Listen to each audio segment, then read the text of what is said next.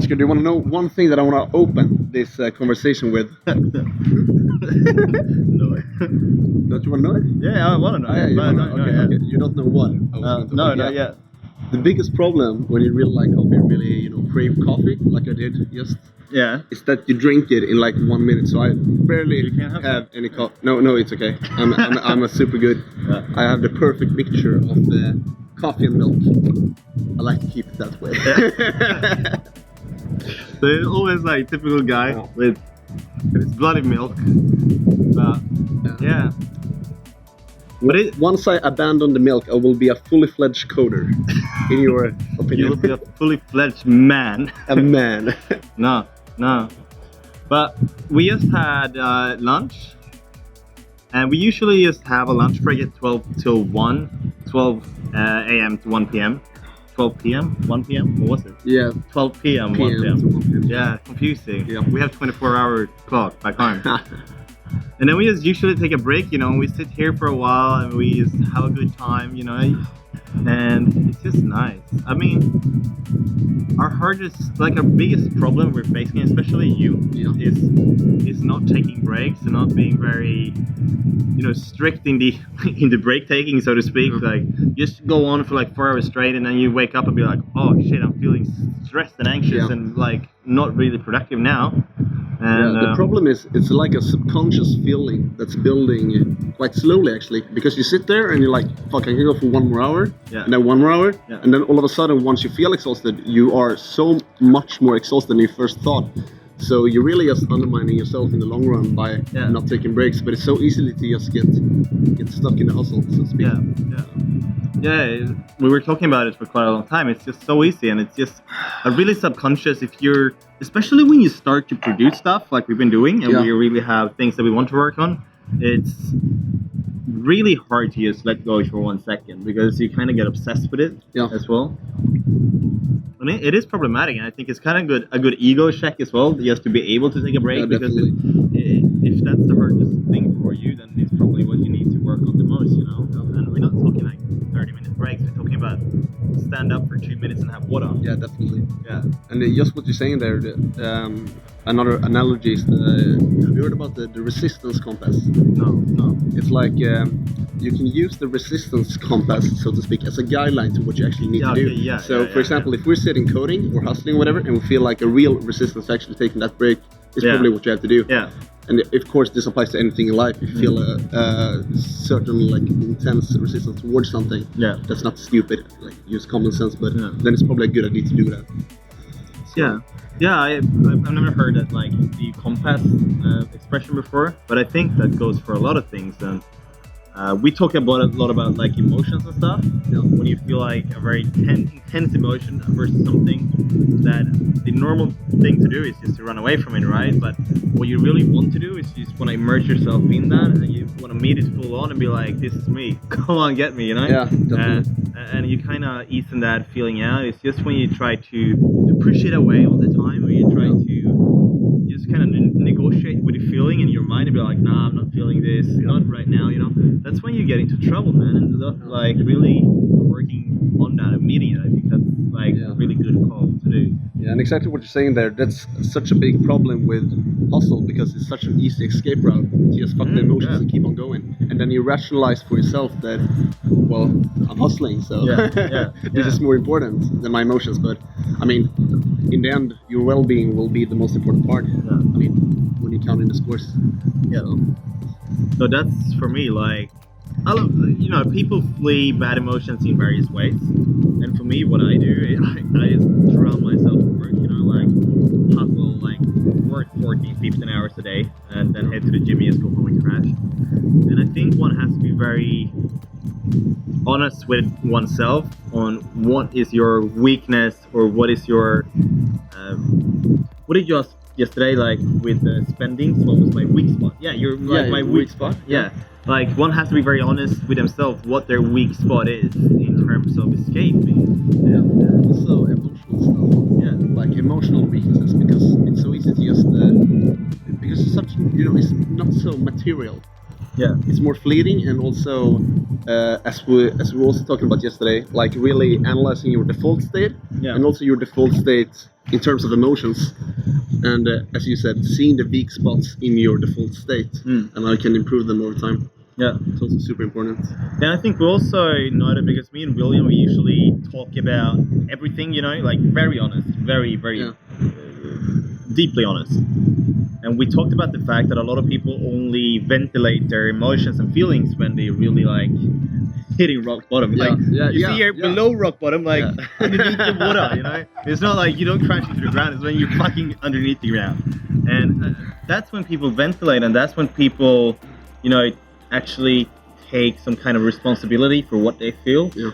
But what we were talking about is that the most important thing is probably to talk about the everyday feelings, struggles, and emotions that one might feel, or even the everyday resistance to stuff, because that's where you have the most work to do. But in society as of today, it's not really accepted to be talking about, like average resistance you have. But if you're feeling really bad, then it's fine to talk it for a while. Yeah. But the everyday stuff is like, oh man, everyone has that. And I think that there's so much to gain by being honest with not only yourself, but with other people about that, because you're probably feeling just about these same feelings in various ways.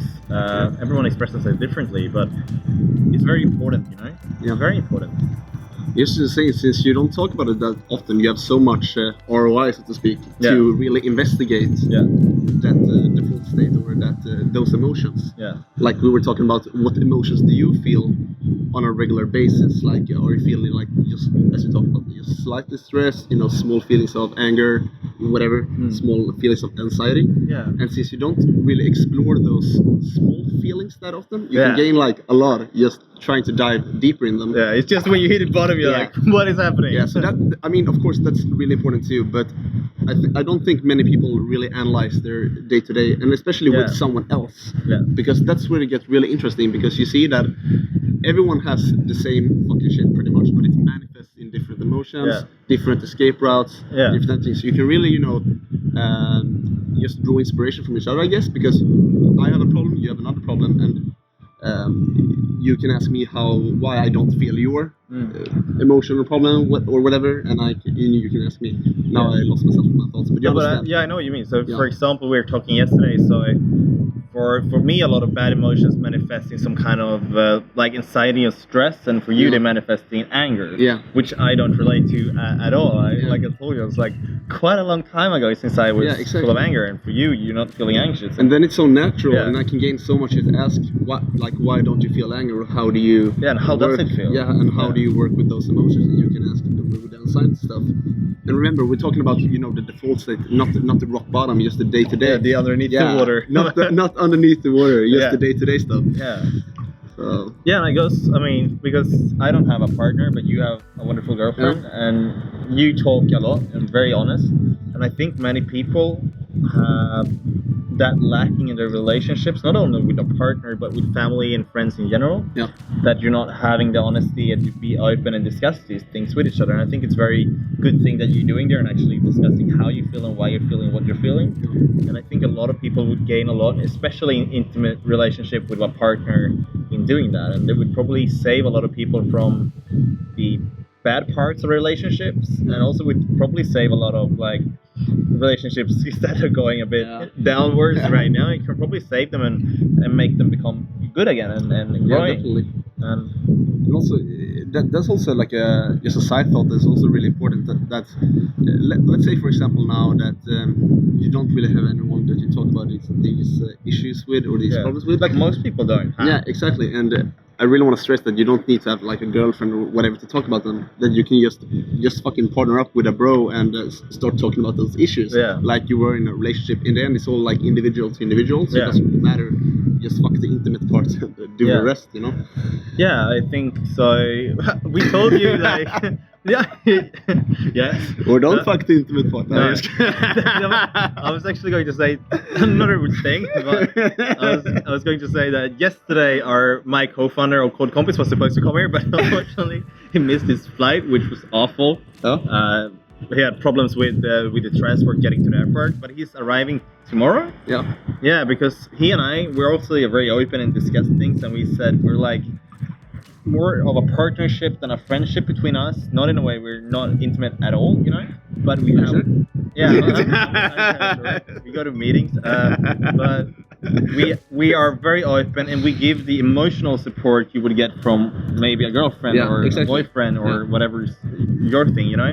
And you get that emotional support, and you don't feel the need for it from, in my case, from a girlfriend, because I get that from my friends, especially him and you. And it's very interesting to see the paradigm shift there as well, because I think a lot of, especially men who in Sweden at least aren't very open with their emotions, and they're very like, you don't talk about emotions shit, that a lot of men are in fact looking for a girlfriend to fill the gap of being able to talk about those kind of stuff, when all they need is a friend, a guy or a girl, to speak up or speak out about these things with, you know. They're not looking for a partner, they're looking for someone to emotionally invest in them, and for them to be able to, you know, discuss with someone and understand themselves better, or maybe escape, you don't know. But you see my point. And if people would instead focus on the relationships they have with their friends and family and such, and open up a bit more, I think the bad need for a sexual partner or a girlfriend or boyfriend probably disappears, because you're trying to fill a gap you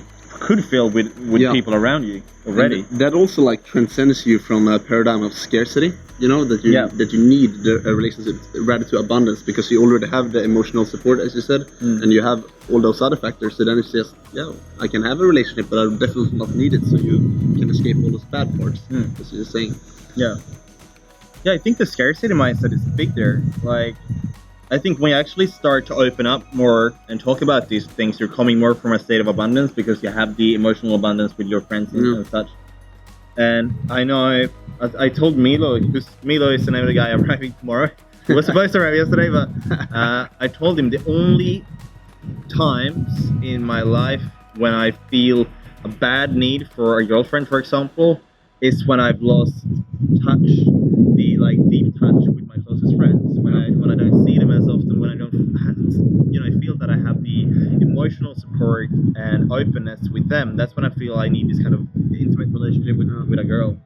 But otherwise, I don't feel that very much. Then I feel I have those parts of my life filled with you guys, and it's very interesting to see the shift there. And I think that coming from my perspective here, one has to be very honest with himself. If they feel a need for a partner, why are they feeling a need for a partner? I mean, what void are they trying to fill? And could they fill it maybe just by living a more fulfilled life with oneself, or a more fulfilled life with others?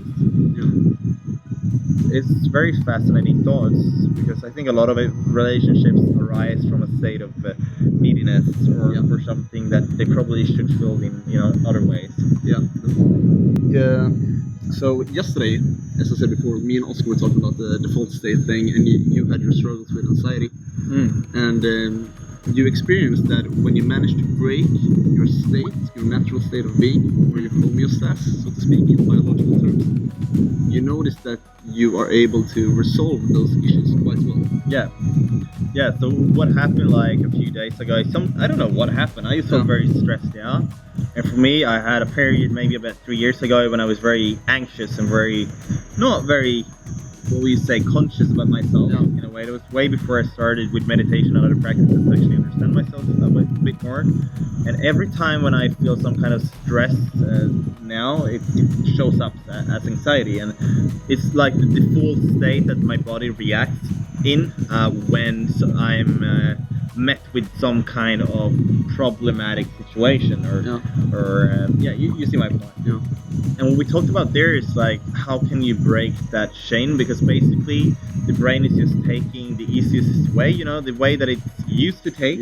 So when I feel stressed now, it's like, oh, my body's like, I'm gonna take the easiest way. I know how to react to this. Exactly. I should be anxious. You're like, no, you shouldn't be, you little fuck. And we're talking about how can you break that state? How can you like kind of not rewire your brain, but also make your brain understand that there are other ways to react to this. And that was when you introduced me to the concept of homeostasis. And also I just want to make a clear distinction, because it may sound like we're talking about escaping, but we are definitely not talking about escaping it. Because you work with this a lot, But sometimes, not always. Like every time you feel a bad emotion, you don't have to go and meditate and sit in your emotion. There are times where it's like just what you need to do is just fucking break the state. Fucking do something to just change that or rewire those neural pathways that just automatically go. For your example, just to the stress and anxiety. How can train patterns. How can you make new patterns that are much more beneficial for you? So that was like a perfect example where you could ask me stuff and I could ask you, so we could improve how you handle those default state emotions. It's like a perfect example, like we were talking about before. Because then I could, like, we were talking about a lot there, because I haven't been feeling very stressed in a long time. Like, I usually feel very good.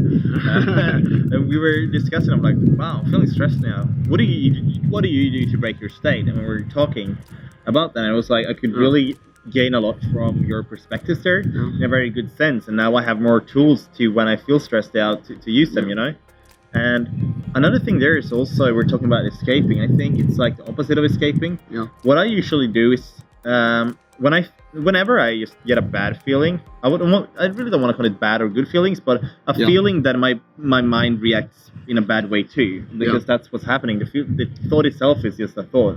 How I react to it is from the new part of called CBT. It's called something really cool. I can't remember what it's called. But anyway, it's like whenever you feel an emotion that you feel like, wow, this is emotion that I react in a very stressful or bad way to, you just stop for a second. You like feel the emotion. I usually tell like 3 steps. Like you let it come, you feel it, you accept it, and you let it go. That was actually 4 parts, but that's how I usually do it. But what you can do then is when you do that, you know, you see that it comes, you like kind of feel how it feels, you accept it, then you let it go, and then you break your state. Exactly. Afterwards, then you're like, now I'm gonna do something totally fucking random, so my body is shocked, you know? You acknowledge that it's happening, you're feeling and everything, but then you don't let it like affect you in terms of what you actually do. Like after, you don't let it take you to a lower state of being or take you down that rabbit hole spiral. You're like, okay, I acknowledge it, I accept it, but fuck it. And then break your state. Exactly. So we had some different ways to do that. We had like psychological ways to do it, but also like really funny physical ways. Like one thing we honestly could do that I did, you know, I was like, I'm feeling stressed now. I'm gonna break my state. So I just pull up my pants and I jumped into the pool. And that could be one way to do it. Or just you had some other ways like drink heaps of water. And just to push up your what do you call it in English, like the sour alkaline balance in your body. And stuff. Drink a lot of lemon. But seriously, it can just be that's also just psychological. Just to do something fucked up, like really random, or go and throw a frisbee, or if you want to do like more physical things, like go out and take a run. That's like a easy example. Like if you feel bad and you go to the gym, you usually feel quite good afterwards. But I think it's one of there as well. Like a lot of people I find use like maybe mostly cardio or running as an escape. And I think it's really important that you acknowledge your feelings first. Then you break your state. Otherwise you're escaping. It's like using drugs in a bad way as well. It's also you going down the bad way. Like for example, there I was discussing with a friend who was here last night. Like if people have, you know, if they have one cigarette once, like because they feel like it, that's perfectly fine. Like I don't judge for shit. But if you do stuff like that, like using tobacco as a drug to escape something, that's when you bad it down the road. That's when people get stuck into drug addictions. Not because they're like, oh, I'm just gonna try this because I feel awesome. I want to see if I feel more awesome. It's like I feel bad. I want to escape this, and then you're stuck in that sense of mind. And I think that's the bad thing here as well. Same with running. Like don't go running to escape. It's like using drugs. You should acknowledge it, then you break your state and go on a run. But another thing you can do that but you were kind of in part of this because you were doing your video, or no, I just played first hardcore really loud, and then I just switched it to Kylie Minogue really loud. And he's like, what the fuck is happening in our house? Why are we listening to Kylie Minogue like full speed? I'm like, I don't know. Someone just put this on, you know? Kylie, you bastard. I love you, Kylie. I do love Kylie though. She's very happy. Yeah. It's lovely. It's been a good session. Yeah. I was also thinking about the word session. Yeah, it is a session. This is a session. This is a session for the mind. Like we've been talking about really deep stuff here. Yeah. And I think it's such important subjects to touch upon, especially in modern society where it isn't touched upon if you're not doing therapy or anything. It's like people don't talk about it in normal society. Yeah. And I think that also you who's watching this can draw many like practical implications. And I mean, just from top of my mind, some I can think of is fucking partner up with someone if you haven't done it already to open up the emotional stuff. Yeah, don't try to take him. And really start looking at your default state, like not emotions, but state. Yeah. So not only when you're down on the fucking down underneath the water, but just the regular day-to-day life. What emotions are you feeling? And then, of course, the follow-up question is, okay, how can I work with the default when I'm just going about my day-to-day life? And really initiate that dialogue with that partner, with that friend or whatever, and really try to draw some inspiration from each other and try to learn from each other. Yeah, I think so as well. And also I think that a lot of you guys probably watching this, you're kind of seeing yourself in what we're talking about, and if you're not, that's really good for you. But I mean, most people will probably feel a bit like, I can relate to this, and I think that it's also a very good like a good point of view from here is to just share those thoughts with like that you are feeling, what maybe your thoughts on this video and your thoughts on emotions or what we are talking about down below as well, because what we are feeling is just the two of us, and I mean there's billions of people out there, and I mean your emotions are totally unique to you, and if you want to share those with you and other guys and girls watching this, then I really think that you should do that as well down in the comment section. And probably some people can relate to what you are feeling. And it's always good to notice that other people are feeling the same thing, Like you're not alone in this universe to feel what you are feeling. But probably the very opposite, that most people are feeling the same thing. So share those thoughts with us, because it's very nice for us to see how you're feeling as well, so we can relate to that. And also I think just a final word, more practical thing, is to, if you're watching this, for example, on my channel or on Oscar's channel, make sure to check out Oscar on my channel, for speak, because we both have very different channels actually. We touch very different. You're very programming and of course self-development and video logging focused, and I'm more like fitness, self-development. So there is quite a clear distinction between our channels, but I think they go really well together because we really complement each other. So for example, if you're watching a video log on my channel, it's totally different watching from a video log on Oscar's channel. Yeah, that's funny. We're using the same videos. Awesome. We're using the same videos, but it's totally different. Yeah.